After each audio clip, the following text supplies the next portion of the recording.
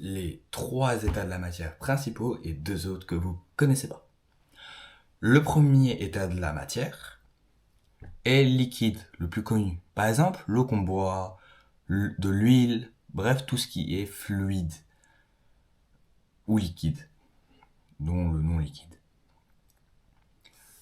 Le solide, par exemple, ce Rubik's Cube, cette perche, tous les deux, c'est du solide, puisque on peut pas traverser les molécules.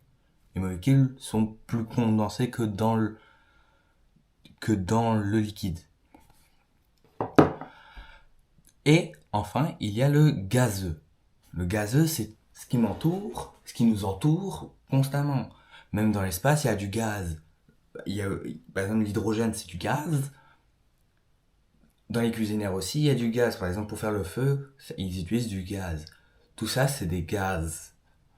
Les gaz, ça peut pas être du gaz toxique spécifiquement, mais c'est le gaz, par exemple, de l'oxygène. C'est un gaz. Les 2 autres que vous ne connaissez pas. Le premier, c'est le fluide non newtonien. Ce qui veut dire que c'est ni solide, ni gazeux, et ni liquide. Je vous explique. Un fluide non newtonien, quand on enfonce légèrement son doigt, les lancements, on peut s'enfoncer facilement. Mais si on frappe fort, par exemple, je frappe de toutes mes forces, là, soudainement, il va donner une résistance. Il va stopper mon poing. Donc ça s'appelle un fluide non newtonien.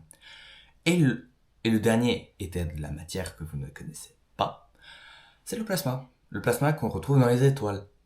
Le plasma qu'on retrouve dans les éclairs ou dans une boule à plasma froide. Le plasma est généré quand il y a beaucoup de chaleur générée sur de la matière. Ce qui fait que la matière fond et forme ni du gaz, ni liquide, ni solide, mais du plasma.